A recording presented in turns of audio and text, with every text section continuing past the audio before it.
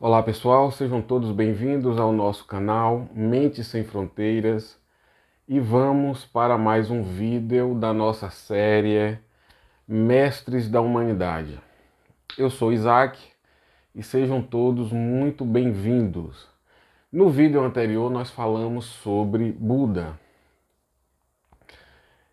Eu contei a história de como aconteceu a iluminação dele.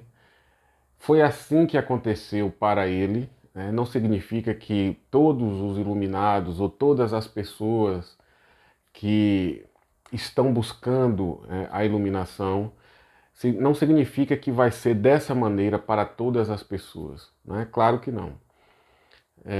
Cada pessoa é única, cada indivíduo é um universo único, muito particular, e esse fenômeno ele se dá de forma diferente para cada pessoa. Com Buda aconteceu daquela maneira, não foi mito, o que eu falei o que eu contei no vídeo anterior, aquilo não é mito, foi daquela forma realmente que aconteceu com Buda.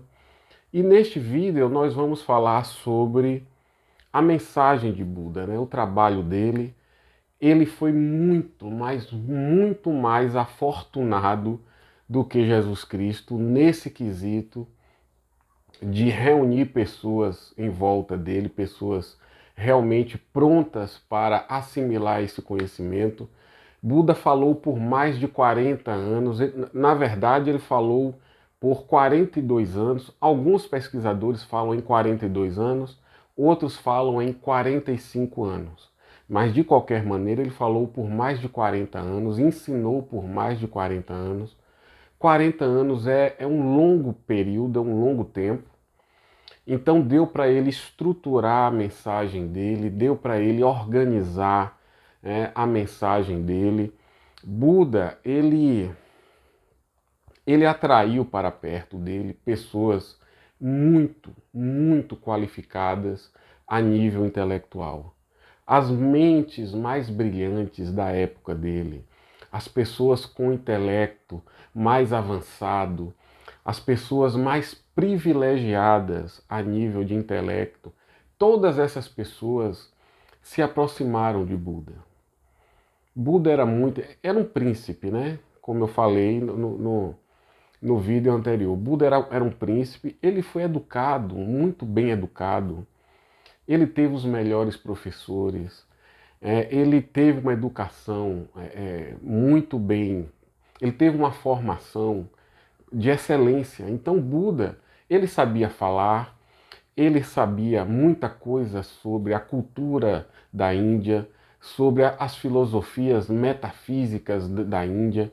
Então Buda, ele foi um privilegiado, porque ele era um príncipe, ele teve acesso a muita coisa que uma pessoa comum não tem. Então Buda atraiu toda a elite indiana da época, as mentes mais brilhantes. Então Buda se cercou de pessoas muito inteligentes.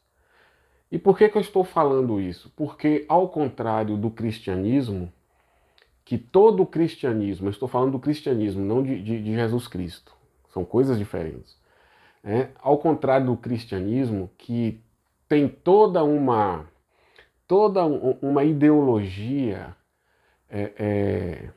o cristianismo ele prega a existência de um Deus e todo o seu corpo teórico, né, todo o corpo teórico do cristianismo, ele acaba sendo, ele precisa dessa imagem, dessa ideia de um Deus central.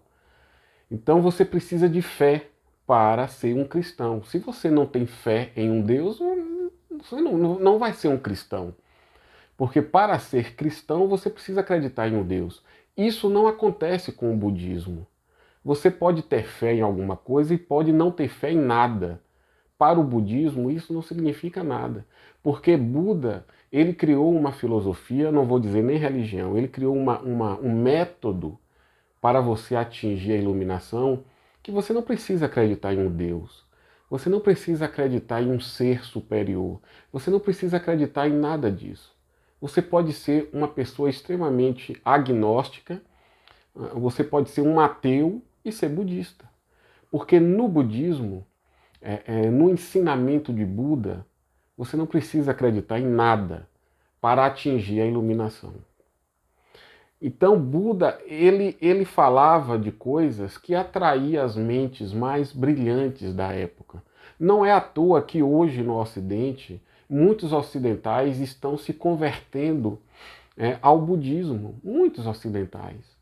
Não é à toa que aqui no Ocidente as pessoas mais inteligentes, perdão, vou corrigir, as pessoas que têm um raciocínio muito lógico, pessoas que têm um raciocínio muito lógico e que olha para o cristianismo e vê e encontra no cristianismo aquela ideia de um Deus que está em algum lugar do céu, olhando para o planeta Terra e anotando o que você faz de certo, faz de errado, para depois você passar por um julgamento. Essa ideia de um Deus dessa forma, isso é ridículo. As pessoas que têm um intelecto, que têm uma capacidade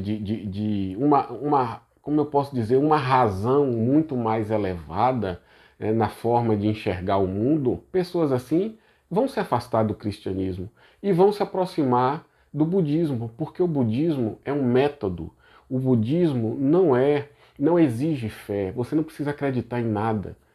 O budismo é uma metodologia para você atingir um estado de consciência acima desse estado comum da mente humana. Então, Buda ele foi extremamente afortunado nesse sentido. A Índia de 2.500 anos atrás estava pronta para um conhecimento como aquele de Buda. Estava pronta para métodos como aquele de Buda. E muitas pessoas começaram a seguir Buda. As pessoas mais inteligentes da época começaram a seguir Buda. Então, quando a elite começa a seguir um determinado comportamento, quando a elite começa, a entrar por um caminho, as massas acabam copiando também. Mesmo sem entender nada, as massas acabam copiando. Então, imitando, As massas acabam imitando. É só você olhar aí na nossa sociedade, Surge alguma coisa na classe elitizada, uma tendência de moda, de música, surge algo na classe mais elitizada, a massa começa a imitar. A mesma coisa aconteceu lá na Índia com Buda. Toda a elite indiana começou a seguir Buda, a nobreza, os nobres, começou a seguir Buda e a massa começou também a imitar. E Buda falou por mais de 40 anos, organizou muito bem o seu ensinamento. Teve pessoas muito capacitadas que assimilou esse ensinamento e ajudou Buda a estruturar o ensinamento para passar para outras pessoas. Então Buda foi muito afortunado nesse sentido. Mas antes de falar do ensinamento dele, da mensagem dele, eu quero que você entenda uma coisa. Afinal de contas, o que esses iluminados encontraram? Isso é importante da gente questionar. Afinal de contas, o que essas pessoas, o que Jesus, o que Buda, o que Lao Tse, o que essas pessoas encontraram? Então, é importante que a gente faça essa reflexão. Existe um estado de consciência acima da mente comum. Existe um nível de consciência, um estado de consciência acima da mente comum e totalmente diferente desse estado de mente que você conhece, que você está familiarizado. Esse estado de mente que você vivencia todos os dias. Existe um estado de consciência acima deste que você conhece, que é completamente diferente desse estado que você conhece, e que é o estado de consciência, o estado natural. Algumas pessoas chamam ele de o estado natural. Outras pessoas chamam esse estado de o estado sem estado. Outras pessoas chamam de a verdade absoluta. Outras pessoas chamam de a realidade absoluta. São nomes diferentes para apontar para um estado de consciência mais elevado, acima desse estado da mente comum. É um estado de consciência onde não existe o tempo. Isso é importante que você entenda. Entender vai ser difícil, mas é importante que você ouça. É um estado de consciência onde o tempo não existe. É um estado de consciência em que os opostos não existem. Como eu falei na série anterior, lembra que eu falei dos opostos, tal? Os opostos que existem na natureza e que existem na mente humana. Neste estado de consciência, os opostos também não existem.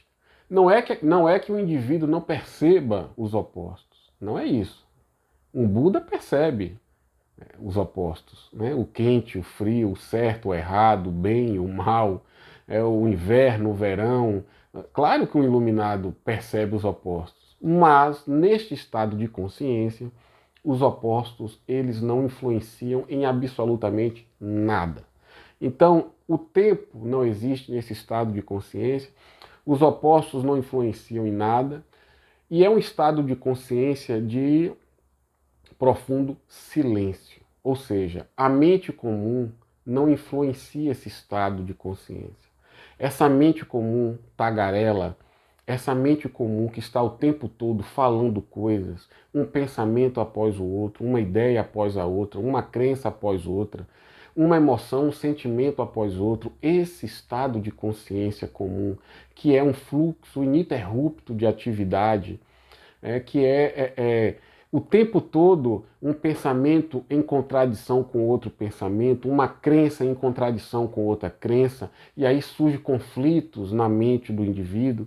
Esse estado de mente comum, onde ocorre toda essa atividade de pensamentos contrários, opostos, que entram em conflito, emoções opostas que entram em conflito, esse estado de mente comum, que é o estado da grande maioria das pessoas, esse estado não acontece neste outro estado de consciência mais elevado. Então, essas pessoas, esses iluminados, eles conseguiram adentrar neste estado de consciência, onde o tempo não existe, os opostos não existem, os pensamentos não existem, as crenças não existem. Então essas pessoas encontraram esse estado de consciência que muitos chamam de, e eu acho correto chamar, de estado natural. E esse estado de consciência, ele é anterior a tudo que você conhece. Ele é anterior ao ser humano, ele é o estado de consciência anterior ao próprio planeta Terra, ao próprio universo. Esse estado de consciência é o estado anterior a tudo, ele é eterno, ele é atemporal. E é muito, muito, muito difícil do indivíduo que está na mente comum, que está ali preso à mente comum, deste indivíduo entender esse estado de consciência. Porque é um estado acima da mente. Por isso que Buda, depois que ele atingiu a iluminação, ele ficou 7 dias em silêncio, se questionando se ele iria falar ou não sobre esse estado de consciência. Porque ele sabia que a dificuldade para passar esse conhecimento, a dificuldade para falar sobre isso. Primeiro que esse estado de consciência está acima da mente comum, está acima da linguagem. Então não há como você, através da linguagem, falar sobre esse estado de consciência. Porque a própria linguagem, ela pertence à mente comum. A própria linguagem pertence à mente comum. E quando o indivíduo usa a linguagem para falar de algo que está acima da linguagem, surge uma dificuldade. A pessoa que vai ouvir vai ter dificuldade, não tem como essa pessoa entender. É a mesma coisa de você estar parado na rua, admirando um céu lindo, um céu azul, todo limpo, sem nenhuma nuvem, aquele céu que às vezes acontece, né? Você olhar para o céu, não tem uma nuvem e tá um azul fantástico, um azul lindo que você para, olha e admira. É a mesma coisa de você estar numa situação dessa e um cego aparecer do seu lado, uma pessoa que é cega de nascença, virar para você e perguntar sobre como está, como é o azul do céu, como é o azul, né, do céu desse momento. Não tem como você passar essa experiência de você estar vendo esse azul maravilhoso, não tem como você, através da linguagem, falar para um cego de nascença aquilo que você está vendo. É difícil, não tem como. O cego não vai entender. Por mais que você explique, não tem nenhuma nuvem, está um azul celeste lindo, está um azul com uma textura mais forte. O cego não vai entender. Para você ter uma ideia, um vislumbre desse estado de consciência, que está acima da mente, imagine você dormindo. Quando você está dormindo, você começa a sonhar. E quando você está sonhando, naquele momento, aquele sonho é a sua realidade. Quando você está dormindo e sonhando, aquele sonho e tudo que acontece ali, pessoas, situações, circunstâncias, o local que você está ali no sonho, se é cidade, se é floresta, se é mar, não importa. Aquilo para você, no momento do sonho, é a sua realidade. Aquilo você só percebe que é um sonho quando você acorda. Quando você acorda, você percebe que estava sonhando e tudo aquilo era parte do sonho e, portanto, era irrealidade. Mas você só percebe isso quando acorda. Ao acordar, você sai de um estado de mente para um outro estado de mente um pouco mais consciente. Vou repetir. Quando você está sonhando e aquilo é a sua realidade, você está em um determinado estado de mente. Quando você acorda, você sai desse estado de mente mais inconsciente para um outro estado um pouco mais consciente. E aí você percebe que estava sonhando anteriormente. Mas quando você está nesse estado acordado, de vigília, que você acredita que tudo que você vê é a realidade, ainda neste estado de consciência de vigília, comparado com a pessoa que atingiu a iluminação, você está sonhando. Quando o indivíduo alcança esse estado de consciência em que os iluminados alcançam, é aí que a pessoa percebe que ele esteve sonhando a vida toda. Porque você sai de um estado de consciência menos consciente do que o estado de iluminação. Quando você alcança isso aqui, você percebe que você estava sonhando durante toda a sua vida. Mas como você não tem essa ideia desse estado, de como é, você não percebe que neste estado atual em que você se encontra, com o estado de vigília, você também está sonhando. Então, esse estado de consciência que os iluminados alcançam é um estado completamente diferente, é uma dimensão completamente diferente desta dimensão comum em que você está, onde você vê tudo de forma... Você observa o mundo e você percebe tudo através dos opostos. Alto, baixo, rico, pobre, feliz, infeliz, saudável, doente, preto, branco. Você observa o mundo e vê o mundo através desses opostos, através das polaridades. Nesse estado de consciência onde Jesus se encontrava, Buda se encontrava, Lao Tse se encontrava, Krishnamurti, Gurdjieff, neste estado de consciência mais elevado, não existe polaridades, não existe separação, não existe divisão. É um estado de total unificação, onde o indivíduo percebe que ele e o universo são um. O indivíduo percebe que ele e a vida são um. O indivíduo percebe que ele e a existência são um. Ele e Deus são um. O indivíduo percebe a totalidade, o todo, e ele percebe que só o todo é. Só essa totalidade é. Ele não vê mais a vida de forma de forma, como eu posso dizer, dualista, eu e o outro, eu e a vida, eu e Deus, eu e a natureza, eu e o universo, essa separação deixa de existir neste estado de consciência. Então, para essas pessoas que atingiram esse estado de transcendência, vou usar esse termo, é muito difícil para essas pessoas traduzir esse estado em palavras para passar para as outras pessoas que não têm a menor ideia do que vem a ser esse estado de transcendência. Então, antes da gente falar sobre o legado de Buda, a mensagem de Buda, antes da gente falar sobre isso, eu resolvi dar aqui, comentar um pouco sobre, afinal de contas, né, o que é que essas pessoas alcançaram, né? Que verdade é essa? Não tem nenhum mistério com relação a isso. É um estado de consciência. É uma percepção diferente da vida, do universo. É uma percepção onde não há dualidade, não há mais eu e o outro, eu e Deus, eu e a vida, não há essa dualidade.